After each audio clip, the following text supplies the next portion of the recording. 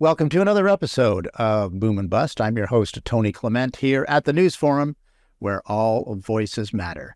Well, it's an honor to have our special guest once again, Thomas Caldwell. He is the chairman of Caldwell Securities Ltd. He comes to us from Toronto.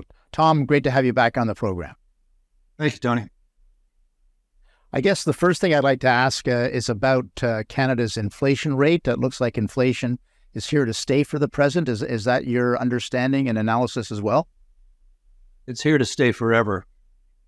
We really, it is not going to be, it's like fun with figures. I don't even believe the numbers.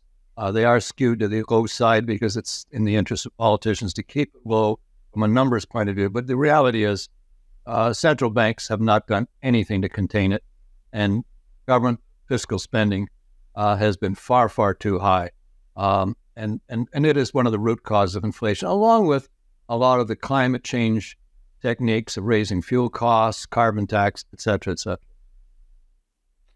Well, it's interesting you should say that. I mean, obviously, the central bank would argue that they hiked interest rates, and those interest rates are still relatively high. But you're saying that has there's no impact or effect of that on the underlying inflation rate. Is that your analysis of the situation? My gut feel is they got religion too late. They've been complicit in the government spending horrendous amounts of money, whether you validate it through COVID or whatever, but it's beyond that. And basically, the job of a banker is to call a borrower occasionally and saying, this is getting a little out of hand.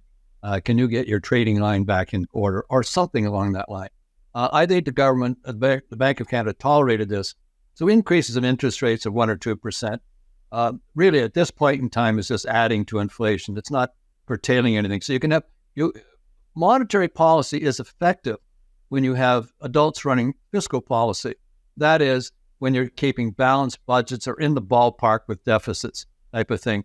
When your spending is out of control, your monetary policy ceases to have any effectiveness. Right. So you're looking at the fiscal policy, that is to say, government spending. And I guess government taxation is a subset of that, rather than interest rates or anything that the central bank is doing.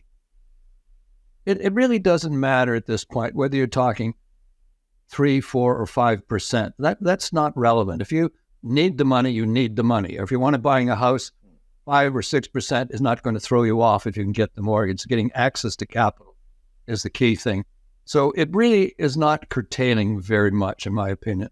And also remember, the Bank of Canada has to stay roughly in line with what the Federal Reserve Board is doing. Otherwise, we have a run on our currency, which is even further inflationary. I was going to ask you about the U.S. situation with the Federal Reserve Board and the underlying U.S. inflation rate. Any comments on that? Well, it's similar to ours at the present time. Really, it's a whole body of confusion down there, both in the political, monetary, and fiscal realms. It's like, who is running the store? What is the plan? Where are we going?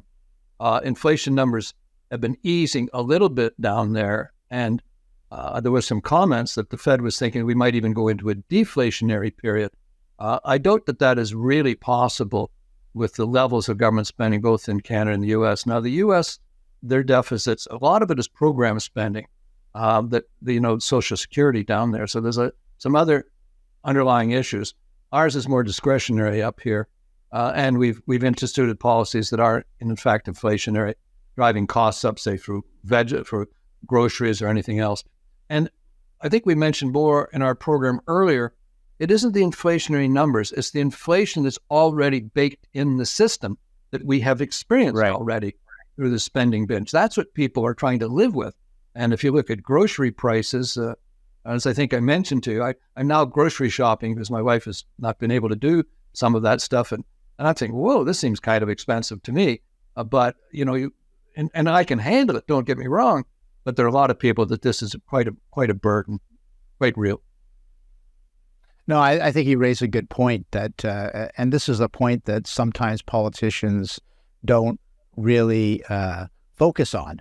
But the fact is, an inflation rate is additional costs, but there's already, as you said, baked in the fact that that these costs have already increased over year on year over the last 2 years now. Housing, building costs are 40% higher. Food costs are 30% higher. Tom, we're going to take a little break, but let's continue this conversation. It's a very important one. We'll be back after these messages.